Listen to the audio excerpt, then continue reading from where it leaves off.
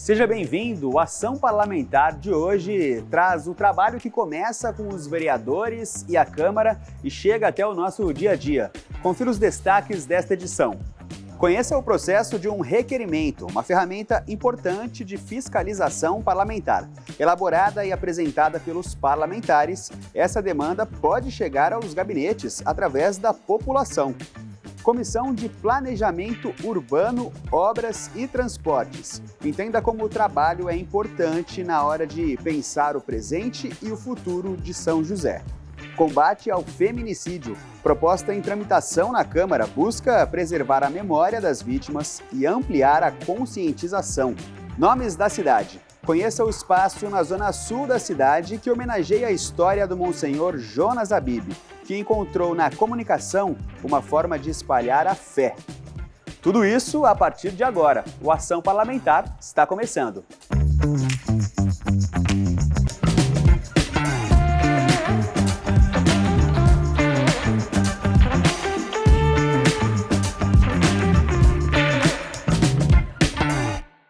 O Ação Parlamentar de hoje começa com um dos principais instrumentos de fiscalização da Câmara, é o requerimento. É através dele, por exemplo, que os vereadores podem fiscalizar o Poder Executivo. É o caminho também para pedir informações. Na reportagem a seguir, você vai conhecer as etapas de um processo como esse e também como um requerimento pode ser um caminho de participação popular. Fiscalizar as ações da administração municipal e representar o cidadão são tarefas diárias dos vereadores. E uma das principais ferramentas para essas funções é o requerimento, um documento oficial que cobra providências ou esclarecimentos do poder público. A elaboração dos requerimentos começa ainda nos gabinetes, provocado pelas necessidades da população. É onde o pedido do munícipe se oficializa, né? Então ele vem com a solicitação, com a demanda, é onde a gente faz o requerimento para encaminhar realmente para o setor responsável para estar executando, né? Para estar realmente executando a solicitação do munícipe. Com as reclamações em mãos, as equipes dos vereadores preparam um documento técnico e registram tudo no sistema digital da Câmara. Então, nós fazemos primeiramente o ofício, né?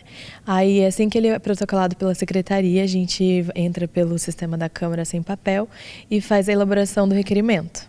Depois de passar pelo setor de expediente para correções, o requerimento entra na pauta de votação. Todo o processo é eletrônico, o que garante rapidez e transparência. Esse trâmite ele é digital, né? Esse trâmite ele vai caminhar de maneira que a tramitação vai chegar no presidente da casa, por essa via digital, e aí ser determinada uma organização para colocar em pauta de votação em plenário. No plenário, o requerimento é lido e votado pelos vereadores. Se aprovado, segue para o órgão responsável. Os pedidos podem tratar de serviços públicos, contratos, programas e ações da administração municipal. Em alguns casos, o documento pode ser transformado em ofício para agilizar a resposta. O requerimento ele é muito importante para a casa, mas também ele tem um trâmite interno e externo dentro da prefeitura. E às vezes a resposta precisa ser imediata. Então o ofício acaba sendo eficiente naquele momento aí, porque ele é respondido no mesmo dia ou no outro dia seguinte. Então a gente tem essas opções de documentos dentro da casa aqui, para que a gente possa responder o munícipe e assim melhorar o serviço público aqui da nossa querida cidade de São José dos Campos. Entre os tipos de requerimento está o pedido de informação. Nesses casos, a Prefeitura tem prazo legal de 15 dias úteis para responder ao Legislativo. O mecanismo garante acesso às informações públicas e fortalece a fiscalização parlamentar. Qualquer vereador pode fazer um pedido de informação ao Poder Executivo, que ele tem essa roupagem com esse nome, pedido de informação, mas ele é um requerimento. Só que ele é mais impactante. E esse pedido ele vai entrar e ele é submetido à votação também, e se ele for aprovado, ele vai ser submetido ao chefe do Executivo. Aí como funciona? Ele tem 15 dias para responder isso, 15 dias úteis. A população também pode acompanhar todo o processo pela internet. No sistema Câmara Sem Papel, é possível consultar requerimentos, acompanhar a tramitação e verificar as respostas dos órgãos públicos. O munícipe quer saber do trabalho sobre essas ferramentas que o vereador tem para trabalhar, para fiscalizar. Então, ele vai entrar no Câmara Sem Papel, né? Ali ele vai ter acesso ao processo.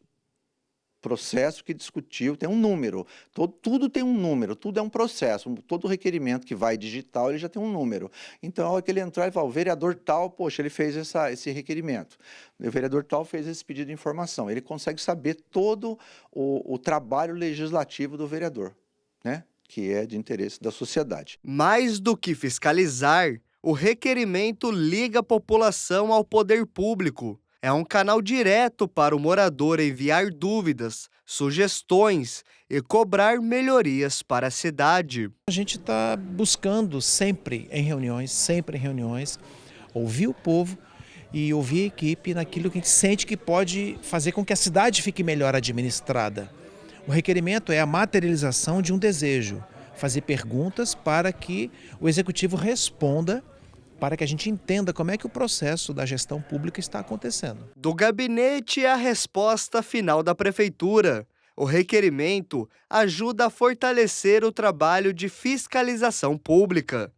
É a ferramenta que garante transparência, cobra resultados e aproxima o morador das decisões do município. Os requerimentos são um instrumento regimental e natural que os vereadores utilizem, assim como também é regimental que os vereadores votem favorável ou contrário ao requerimento. Então, o requerimento ele serve como instrumento, uma vez colocado em plenário, os vereadores avaliam esse requerimento e, a partir da avaliação, tomam a decisão de votar favorável ou contrário. O requerimento é uma demonstração de como as grandes mudanças, as mais significativas, começam com pequenos processos, etapas que devem ser cumpridas para a gente perceber aí as melhoras no nosso dia a dia. Bom, agora a gente muda de assunto aqui na Ação Parlamentar e eu trago uma pergunta. Você conhece o trabalho da Comissão de Planejamento Urbano, Obras e Transportes da Câmara? Sabe o que é discutido por ela?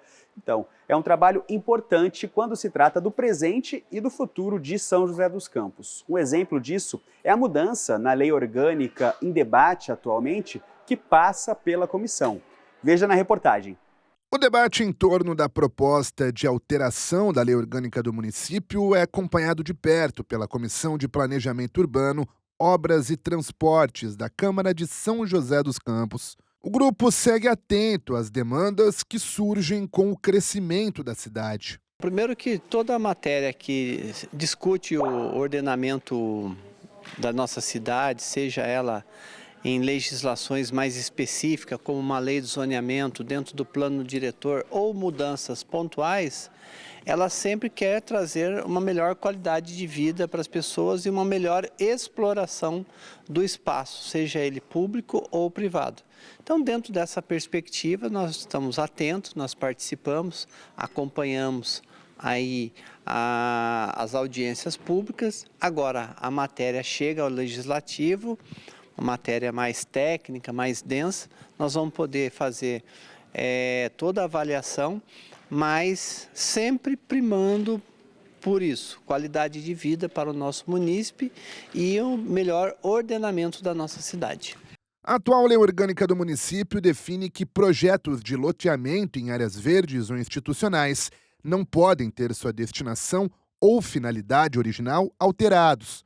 O que a Prefeitura propõe é mudar isso. Estudos técnicos do Executivo apontam que a legislação vigente impede a administração de atender novas demandas da população, o que frearia o desenvolvimento urbano da cidade. O novo projeto de emenda apresentado pelo Executivo, contudo, não insere as chamadas áreas verdes e de lazer.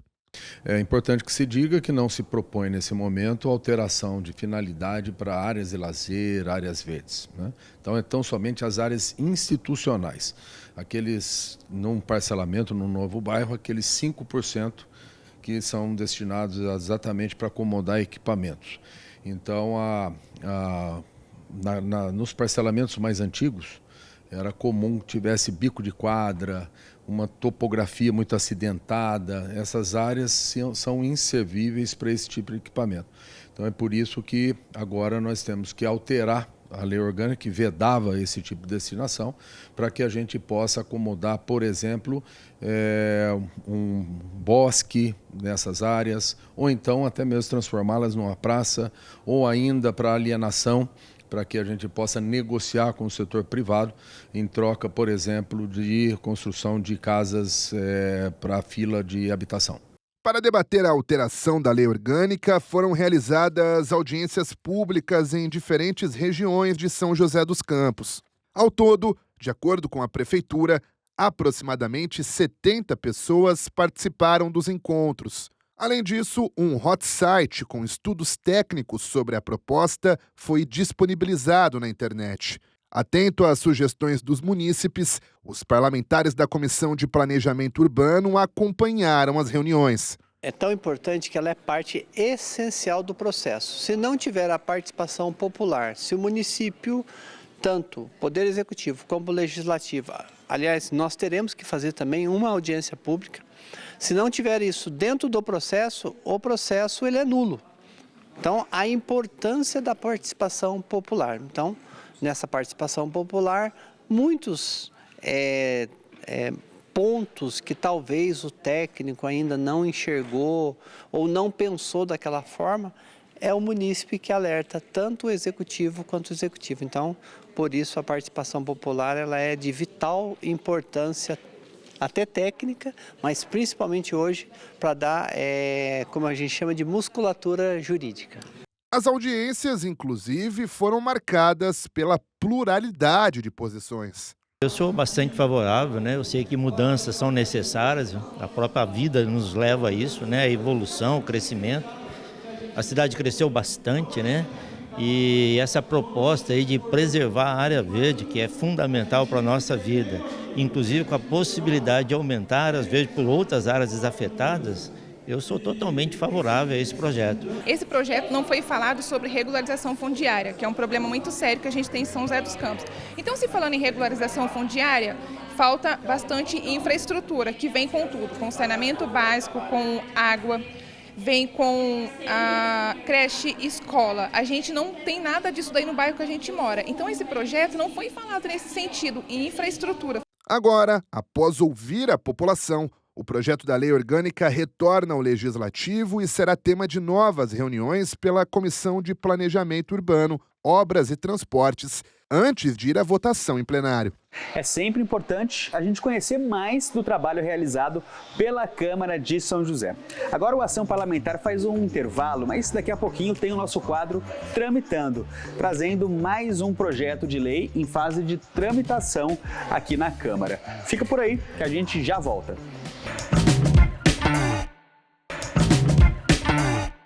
Voltamos com a Ação Parlamentar e agora para falar a respeito de um tema que segue em debate, o feminicídio. Mesmo diante do avanço da legislação e também das políticas de proteção, esse tipo de crime continua atingindo altos índices no país. Aqui na Câmara de São José dos Campos, um projeto de lei em fase de tramitação propõe um dia de luto e de memória às mulheres vítimas de feminicídio. Vidas interrompidas pela violência. A cada 5 horas, uma mulher é morta no Brasil vítima de feminicídio. O dado, divulgado pelo Ministério da Justiça, conta com os números apenas do primeiro trimestre do ano de 2026, com 399 vítimas fatais.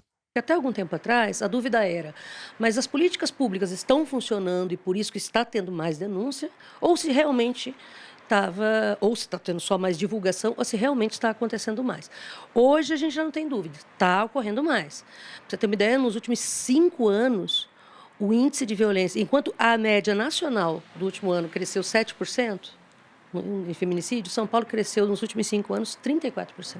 Em 2026, São José dos Campos registrou 3 casos de feminicídio. Uma das vítimas foi a Eva Sofia, de apenas 16 anos. A adolescente foi assassinada a facadas pelo ex-namorado de 25 anos. Para a diretora do Centro Dandara, casos como o da Sofia geralmente são motivados pela falta de aceitação do fim do relacionamento. Tem esses problemas. É uma violência que coloca o homem ressentido do espaço de preeminência que tinha na sociedade, na relação. É óbvio que as mulheres estão aceitando cada vez menos esse tipo de coisa, porque basta ver que a maior parte dos lares brasileiros, segundo os dados do IBGE, tem como responsável financeiro uma mulher.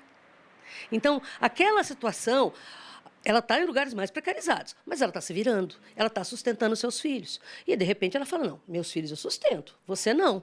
Então, essa tensão precisa ser acompanhada de uma revisão social muito grande. Ainda de acordo com a diretora do Coletivo de Mulheres, o aumento nas penas são importantes para garantir que crimes como o feminicídio tenham a punição adequada. Mas também é preciso pensar em outras alternativas. Passa por uma revisão de várias coisas. É só você olhar pegar uma coisa básica. O nosso Tribunal de Justiça de São Paulo, 400 desembargadores, menos de 10% é mulher e negro. E aí você imagina, com todo respeito, não estou pessoalizando, mas infelizmente há uma empatia entre quem julga e quem está sendo julgado. Para a Fabiana, a análise dos casos de feminicídio precisam ir além dos números. O que está por trás das estatísticas é a dor de uma família que perdeu uma filha, uma mãe ou uma amiga. Humanizar o luto também é uma forma de lutar contra a triste realidade da violência doméstica. Porque os números são importantes para a política pública, mas é preciso que as pessoas reflitam que isso não é o caso isolado, que isso não é o caso... Antigamente a gente falava, todo mundo conhece uma mulher que está numa relação tóxica. Hoje, muito provavelmente, todo mundo conhece uma mulher que foi morta por ter resistido, por ter querido botar o fim nesse tipo de relação. Então, a coisa é uma escalada que a gente precisa voltar e fazer com que cada um entenda que é o seguinte, podia ser minha irmã, podia ser eu, podia ser minha mãe, podia ser minha vizinha, pode ser minha melhor amiga.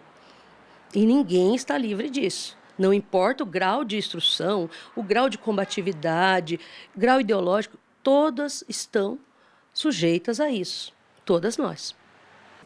E esse assunto, claro, também é discutido aqui no plenário. Pensando em trazer formas de olhar para um problema tão sério como esse, um projeto de lei em tramitação na Câmara institui 17 de outubro como o Dia de Luto e de Memória às Mulheres Vítimas de Feminicídio em São José dos Campos. Bom, eu converso agora com a vereadora Amélia Naomi, autora desse projeto de lei em tramitação aqui na Câmara. Vereadora, seja muito bem-vinda ao Ação Parlamentar. É um prazer estar aqui, ainda mais para discutir um projeto importante. Na realidade, quando eu fiz o projeto, foi por sugestão de uma senadora no lançamento do Pacto Nacional contra o Feminicídio, foi sugerido também esse projeto. Então, acatando a sugestão do movimento de mulheres, eu fiz o projeto aqui na Câmara de São José dos Campos. Então, ele também é reflexo de um movimento que vem acontecendo, que a senhora entende um movimento de forma geral. Sim, sim. Toda a nossa articulação, ela não é isolada, porque, infelizmente, a questão do feminicídio, ela é no Brasil inteiro, né? Então, os números estão aí, as políticas públicas estão sendo apresentadas, né? E a gente entende que é necessário mudar culturalmente, mudar na educação, mudar nas relações pessoais, mudar contra a política de violência de gênero nas câmaras, no Congresso Nacional. Então, isso está dentro da nossa proposta. E esse projeto, na realidade, o dia 17 foi marcado por um assassinato de uma mulher que chama Eloá e que marcou todo o processo de julgamento no Brasil e ela virou uma referência. Então, é por isso que todas as cidades também vão fazer o projeto, vai ser nessa data e em homenagem a essa mulher que foi vítima de violência doméstica. Vereadora, a senhora falou a respeito de mudança e o projeto ele também fala em honrar a memória das mulheres vítimas de feminicídio e também garantir a sobreviventes e famílias o direito à memória e de verdade também como parte das políticas de reparação. Isso é parte de um processo de reconhecimento e enfrentamento desse problema também? Sim, porque para a família é muito duro, né? Para os filhos é doloroso, porque essas crianças ficam órfãos de pai, porque ele vai para a cadeia, a mãe, ele perdeu, ele vai morar com os avós, com os tios. Então, é sempre importante a gente discutir, dialogar a cultura da paz, porque a violência que a família passou, ela tem que ser superada com uma outra política, né? Então, fazer essa referência, lembrar e dizer basta, nunca mais, é o que nós queremos. E o projeto também fala, né, que outro conceito que está ali no texto do projeto é o de espalhar a causa pela cidade, né? Como, por exemplo, ruas com nomes de mulheres que foram vítimas de feminicídio. É uma forma de alcançar cada vez mais pessoas para um tema como esse? Sim, é importante, né? Porque para fortalecer, inclusive, os familiares, os conhecidos, as mulheres que, olha, estamos aqui, estamos sobrevivendo, resistindo e nós vamos mudar, né? O mais importante desse processo todo é mudar essa realidade. É por isso que a gente discute, debate para mudar a realidade do cotidiano das mulheres. Levando informação, a conscientização é um passo importante para isso. Sim, empoderando elas para denunciar, sair da situação que não é fácil. Nós sabemos que as mulheres que estão vivendo esse momento, ela tem muita dificuldade, inclusive, de sair. Mas a nossa proposta é empoderar as mulheres para que elas saiam e conquistem uma vida sem violência. Tá certo, vereadora. Muito obrigado pelas informações, por apresentar esse projeto para a gente. Importante ver, né, um tema como esse sendo discutido em São José dos Campos, sendo discutido pela Câmara também. O Ação Parlamentar faz um rápido intervalo. Já já a gente volta com o quadro Nomes da Cidade.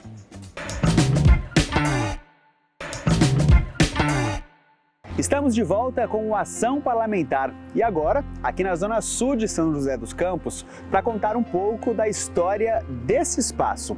Ou melhor, a história do nome que ele carrega, da homenagem que ele faz. Uma homenagem ao Monsenhor Jonas Habib.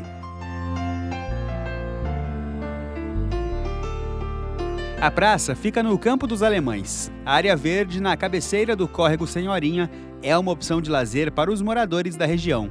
Além de ser um ponto de encontro, o espaço inaugurado em 2024 também preserva a memória de um homem marcado pela fé desde a infância. O desejo dele sempre foi ser padre. As brincadeiras deles era de batizar boneca, era de celebrar missa, sempre foi na parte religiosa. Desde criança, bem pequenininho, ele batizava todas as bonecas das primas, dos amigos, celebrava a missa, rezava o terço, sempre foi assim. Depois ele foi crescendo, ele mesmo foi procurando, ele estudava no Colégio das Freiras, né, da Providência, ali no Padre Moy, e ele mesmo foi procurando. Jonas Habib foi ordenado sacerdote em 1964, mas foi em 1978 que veio a ideia que marcaria a história dele: ampliar o alcance da evangelização por meio da comunicação. Assim nasceu a comunidade Canção Nova. Então o que ele começou a fazer? Eram encontros do final de semana, porque daí os encontros de jovens começou a crescer. Então, ia 2, 3 jovens para uma cidade, 2, 3 jovens para outro, né? Depois, na segunda-feira se encontravam, segunda ou terça-feira se encontravam, que chegavam de viagem, e aí iam conversando e explicando o que aconteceu pelo caminho, como é que foi, já se programando para a próxima, ver o que deu certo, o que não deu, se programando para outra próxima, e rezando e trazendo doações de roupa, de alimento. Não foi fácil. O projeto começou de forma modesta e cresceu gradualmente. Na década de 1980, a comunidade passou a atuar no rádio. Anos depois, chegou a televisão. O trabalho ultrapassou fronteiras e passou a alcançar milhões de pessoas no Brasil e em outros países. Por trás da expansão estava a mensagem que tocou a vida de muitas pessoas. Tem uma frase assim bem marcante, né, na vida do padre Jonas Habib, que é a frase que se diz ou santos ou nada. Então aqui entra a base também da nossa moralidade de procura contínua e busca da santidade, né? De ter uma vida em Deus. E como que vamos ter uma vida em Deus? Procurando o sacramento da confissão, né? Isso, voltarmos para Deus, crescermos a vida de oração também. A homenagem em São José veio através de um projeto de lei aprovado pela Câmara em 2023. Mas a relação de Jonas Habib com a cidade começou antes, em 2000, quando ele recebeu o título de cidadão joseense.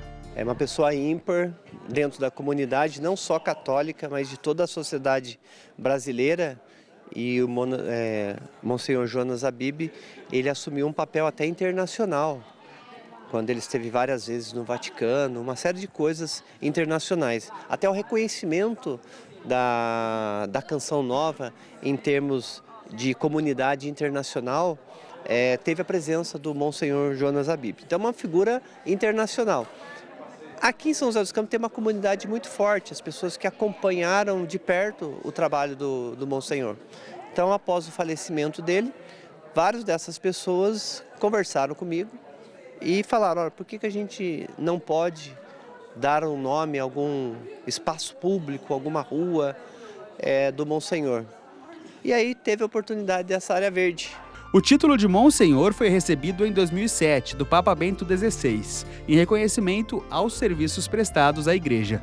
Falecido em 2022, aos 85 anos, deixou um legado que segue presente nas obras da Canção Nova e na vida de quem o conheceu. São muitas coisas construídas ao longo desse tempo, vidas restauradas, comunidades abertas, pessoas voltadas para a cidadania, para a solidariedade, para a evangelização.